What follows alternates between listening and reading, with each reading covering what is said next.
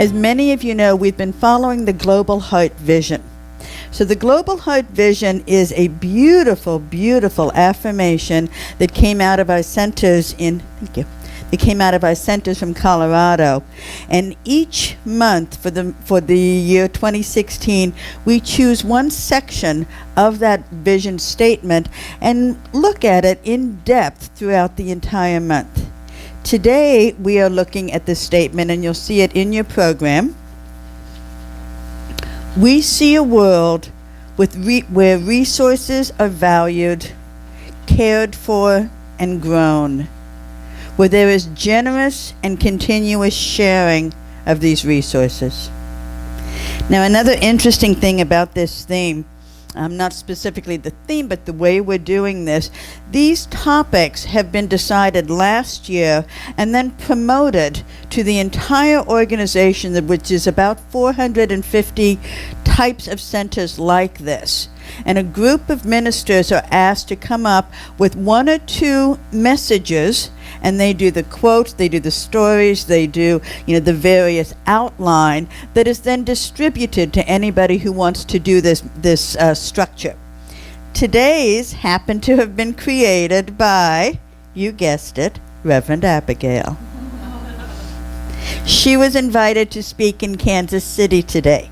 So we are very, very honored to have our minister going out to these various pulpits, because she is becoming very much a speaker in demand throughout our community here. That the things she has to say, the messages that she has to teach, are things we all need to hear. That's why all of us are here as well. So hold her in your thoughts today. She's doing the exact same thing that we're doing now, is just being in consciousness. So with the topic today of beauty, nature, art, and aesthetics, it just is so beautifully wide open. And even saying the words, I smile inside. It's just what brings forth all of that beauty. When we look at the science of mind point of view, the point of view is an abundant universe. Isn't that nice? I mean, just sit with that one. An abundant universe. You think of the blades of grass. How many of those? The stars in the sky, the sands on a beach. Total abundance. And yet, I would suggest that all of us know at least one person in our lives, when they hear the word abundant, they're not thinking blades of grass and stars in the sky. They're thinking of their bank account. They're thinking of the car, the house, the clothes, the vacation, all of the things that money is needed to get. And yet, is that really abundance? Sure, it is. But it's not all that abundance is. They even go back to our Christian roots when we look at the Bible. Go to the kingdom of heaven first. Come to spirit first. Come to our own inner abundance first. And that abundance inside is really a generous spirit, isn't it? It's when we just open our hearts and everything is God. Everything is divine. It's that generosity of spirit that is truly an abundant universe. There's a story about a taxi cab driver in New York City. Now, again, when you hear the word taxi cab driver and New York City, do you think of a generous spirit? Most people don't. Most people don't. Because we're also part of our environment. We hear things, we see things, we know things. Do we believe them is where our choice comes into play. This particular New York City cab driver believed that his job as a taxi driver was a ministry. People came into his cab. Sometimes the environment was so beautifully peaceful they went to sleep on the drive. Sometimes they were troubled souls on their way to a funeral.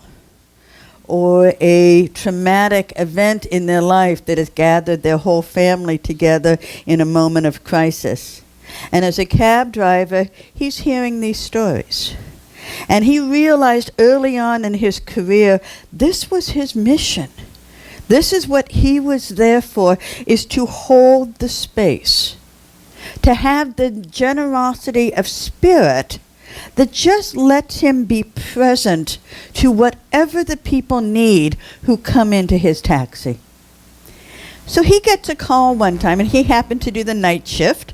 When do most problems happen? They are usually not happening at 1 in the afternoon. 1 in the morning is much more likely. He gets a call to go to an address in New York City, maybe 2 or 3 o'clock in the morning. And he drives into this neighborhood. All the lights are off in all the houses except one. The neighborhood is, at one point, you could tell, really a nice neighborhood. But over time, it's kind of gone into that downward creep that many neighborhoods go into. Not dangerous, but it's certainly not in one of the affluent neighborhoods. And seeing this small little light on in the house, he thinks that many cab drivers at 2 o'clock in the morning would tap on the horn and wait. That's not his ministry, though, right? His ministry is to be generous in spirit. So he parks, gets out of the cab, goes and knocks on the door. And he waits. And he waits. And he waits.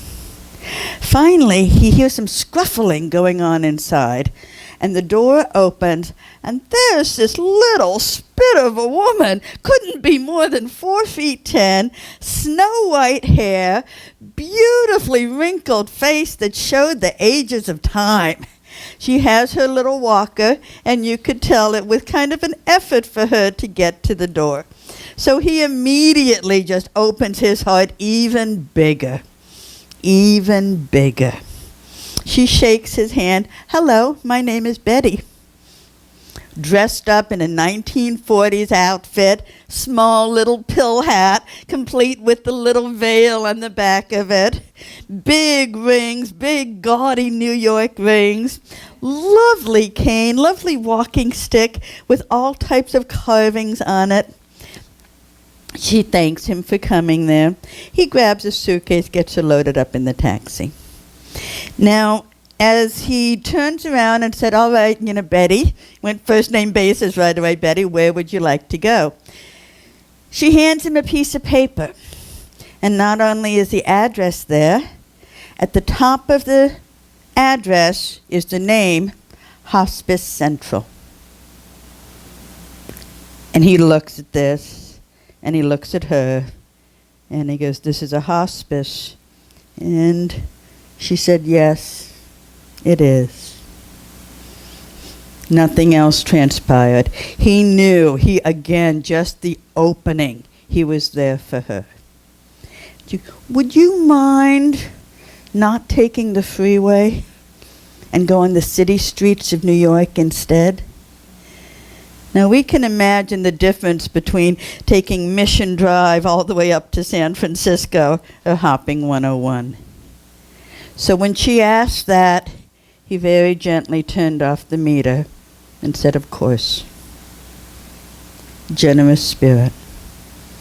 So they're driving through the streets of New York, and she's pointing out places. See that little Lucky store? That used to be a dance studio. I was the swan in Swan Lake. Driving down, she asked him to turn down a side street, and she points out an old brownstone apartment building. That's where my husband and I first lived. And on through all of the streets of New York for about 3 hours.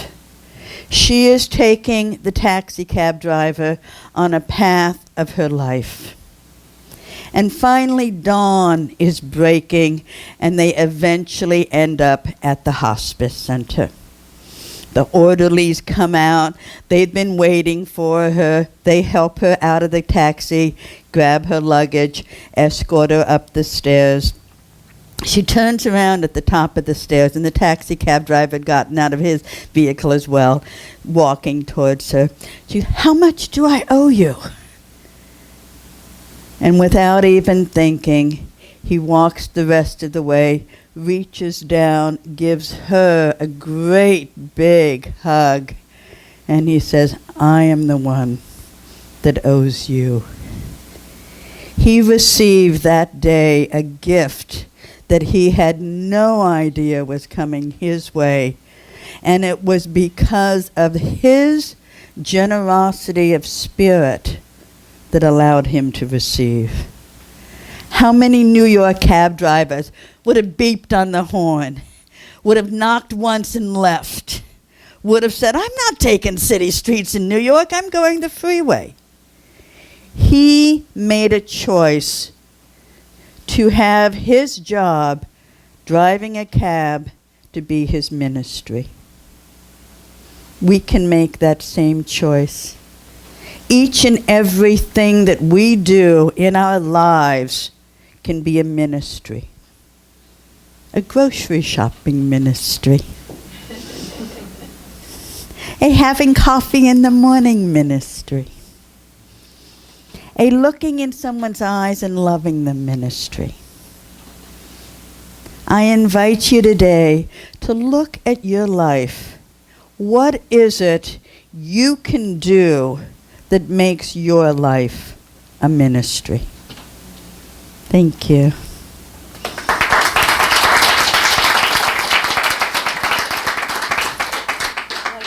I'd like to invite the ministerial student also that I share this honor with, Vanessa Kunitz.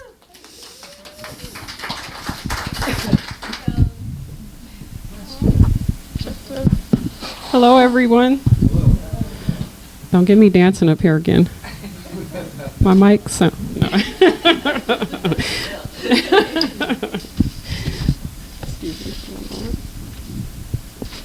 All right. Good morning, everyone. Good morning. It's so nice to see you all here. Just amazing. I was talking to Abigail in preparation for today, and Kathy and I have totally different talks, but we talked about how it's interesting how this stuff always seems to come together, even with your insight talk. So I definitely want to talk about harmony today. So I had the great blessing last week when I left here to go home and pack up and go on vacation. And I didn't leave until Friday night to come back. And, you know, I have this vacation ownership. I don't know if you guys ever heard of Wyndham Worldmark, but my credits expire every April if I don't use them. So it kind of forced me to have to pick a week to get out of town, right? So I did.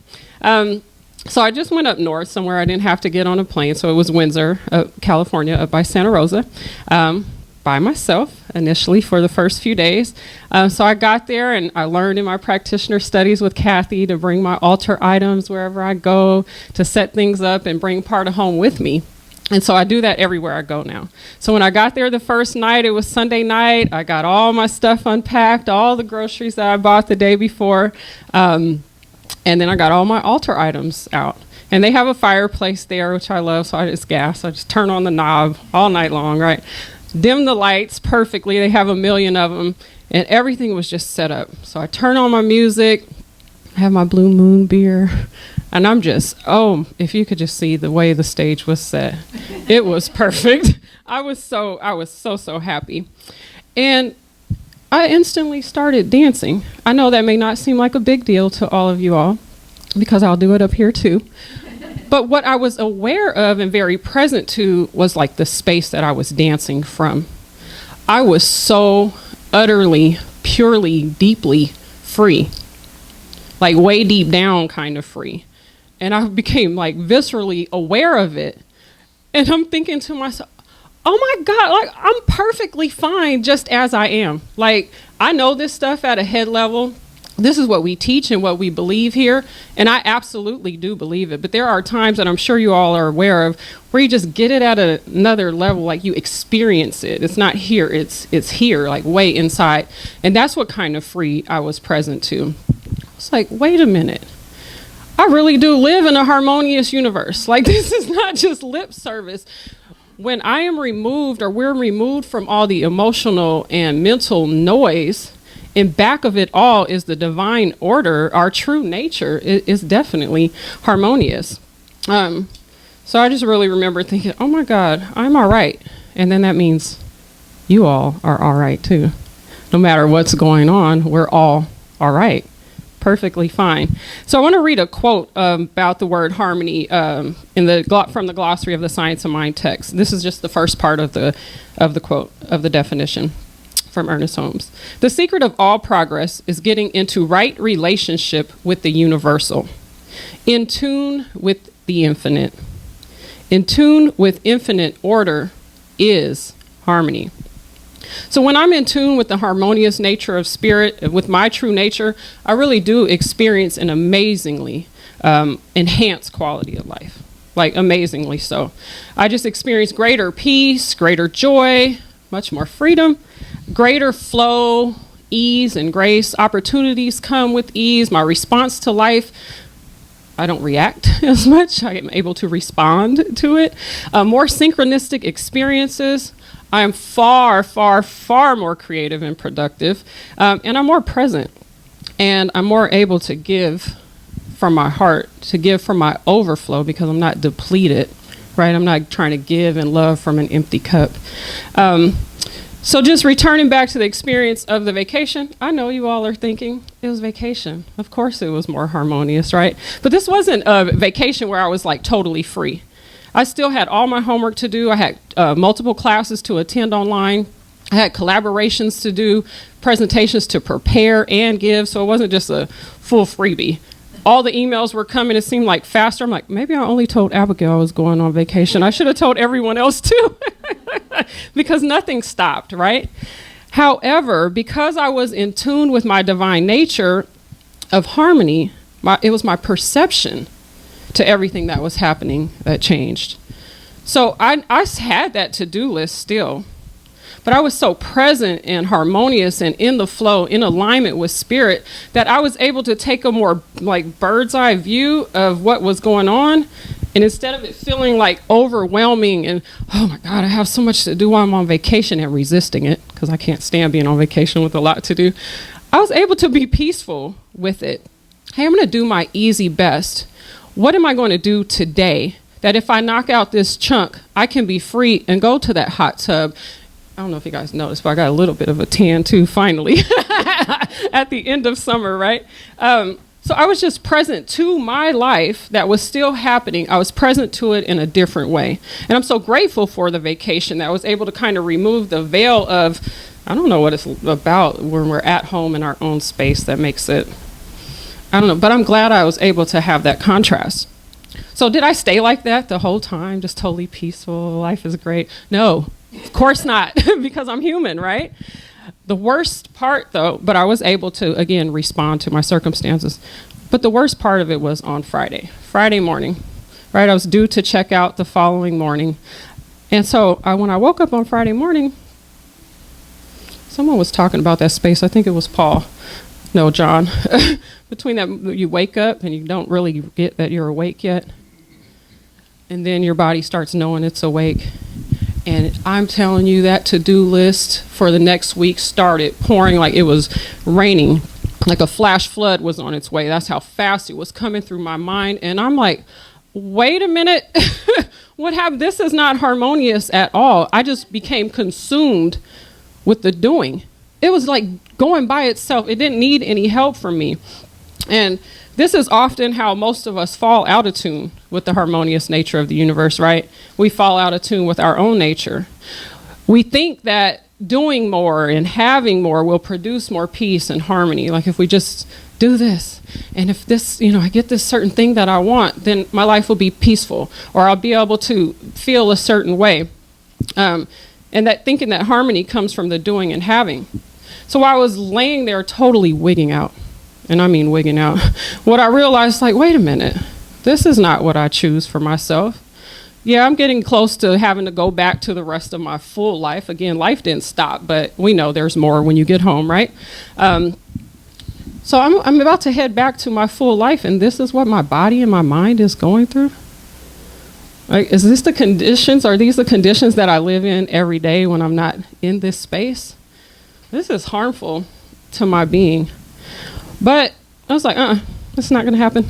Not going to happen. So I'd like to share with you what the steps that I really took, this is not a lie, to shift myself out of that experience, right? Because the spiritual truth of who we are is that we live in a harmonious universe and that our nature is harmonious. By divine design, that's who we are. But there are things, we're human, we're in this human life, and this is totally fine. I'm glad that I am. I'm glad to know that all of you are too. But we fall out of tune with that spiritual truth at times, right? And so this is a rigorous practice. It's not for the weak at heart. To be the gatekeeper of your mind, we're the only ones who are in control of what happens, you know, how we respond to what's occurring in our world. We have that power. We're the only ones that do. So to shift out of that experience, one, I was aware. Self-awareness is huge. You think that, my mom says common sense is not always so common. You think everyone is that type of self-aware, but that takes practice to really notice what you're noticing. Like, hey, I know this is not what I was experiencing before. What's going on? I wasn't feeling it. But then I watched my self-talk, right? Positive self-talk. This is clearly a conditioned response, Vanessa, which means it's an illusion. And I take dominion in my life, so I get to choose something else for myself, right? It's just a conditioned response. So I'm going to choose differently. So I did. I went back to what I know. No, I still choose peace. I choose ease. I choose grace. And so that's what my experience is going to be. This is what I choose in the midst of having all these things to do. I still choose peace, ease, and grace as my experience. I definitely did a spiritual mind treatment, an affirmative prayer, to realign with the truth of my being. And I encourage you all, if you want to know more about spiritual mind treatment, to take my class, The Power of Your Word, coming up on September 12th. And then I went about my normal morning, because I didn't want to start my day in this contracted, panicky space, right? I'm the one who's in control, so let me ease into my day the way I was doing all the time. I'm the one who is at choice here, and I'll get to this stuff when it's time to get to it, which I did. That was just my system trying to protect me, to help me out, saying, hey, we have all these things that are coming up. I can love that. Why I train myself to respond to my life differently, right? So thank you so much for sharing. I'm going to go ahead and honor me trying to help me out, my ego trying to go. And so after I enjoyed my coffee and my book, I did a brain dump. I wrote down all of those things my mind was telling me I needed to get to. I gave them their due space. I wrote them down, and I just chose. I chose from the one thing I needed to do that day. So what did I do? I loved myself back to health by focusing on being, which is what we were talking about earlier, right? And so my harmony was restored. But it was, I don't want to call it a fight, but it takes work, right? When we fall off a little bit or get out of tune, it takes work. But that's what I love about this philosophy, because it teaches us strategies and tools to be able to do that. So I feel like I have a tool belt on me. I'm like, whoop, spiritual mind treatment, whoop, affirmations, whoop, self-awareness. And it really works for me. So I want to read the second part of the definition of harmony. It says, contacting infinite intelligence, recognizing the spirit within, accepting the underlying laws of creation, and moving in its mighty rhythm is harmony. And such harmony adjusts our affairs and enriches our lives. Amen. It definitely does. So I would like to remind you that greater harmony is realized not through the doing and the having, but through the being. Greater harmony is realized through the being. And one of my favorite sayings is, there is doing in the being. I'm going to repeat that. There is doing in the being. When I take time to sit still, to meditate, to contemplate, right? Just to be quiet. That is where I align myself, where we align ourselves with spirit, with our true nature. And from that space of alignment, oh my goodness, the world just opens up. The world looks totally different. I'm present to so much more. Opportunities come, the synchronicity comes. Oh, it's so much easier to do life that way. I call it like being on my medication, meditation. That's what like I'm either on my meditation or I'm off my meditation. And life is different when I'm on it and when I'm off it. Way, way different. So I like being on my meditation. So I just invite you to consider, sometimes we get this backwards. We think do, have, be instead of be, do, have. Right? If I just do X, Y, and Z, I'll have what I want, and then I'll be happy, and then I'll be peaceful. So I invite you to think of it in reverse, and I'm sure you guys probably already do, about be, do, have. If I would like to be harmonious, then I choose that. I choose to be harmonious. I choose to be peace. And from there, my actions align with that intention that I set. And I end up having a more peaceful or more harmonious experience. So I invite you all to consider the God qualities you would like to express more of in your life. Would you like to be peace? Would you like to be love? Be more joy, right? Have more ease, right? Or be ease. Consider in your world what you would like to attract more of. And just remember, we are harmonious beings living in a harmonious universe. That is the truth. Our true nature is a harmonious nature, whether we are fully aware of it in every moment or not. So by focusing on being, we set ourselves up to experience much greater harmony, ease, and grace in our lives and our affairs. And who doesn't want more of that? Thank you.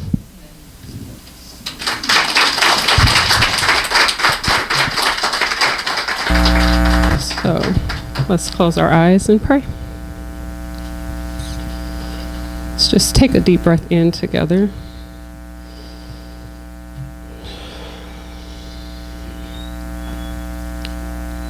So right here and right now in this moment, I stop. I stop to recognize the one divine presence that is in, through, and expressing as all of creation. This infinite intelligence knows all, is the source of all, is in, through, and as all.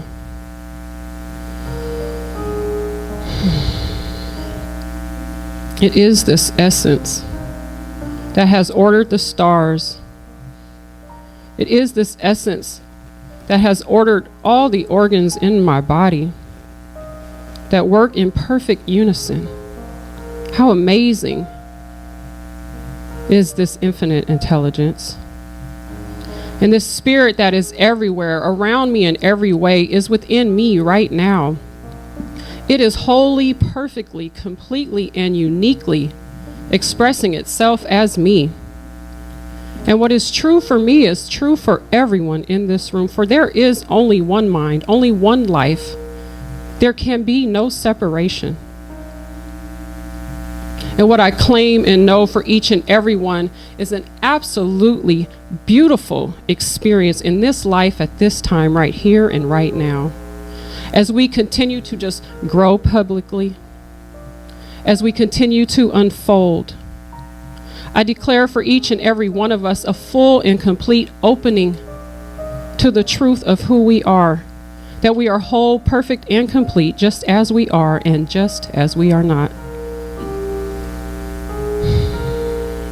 I'm so grateful for this awareness.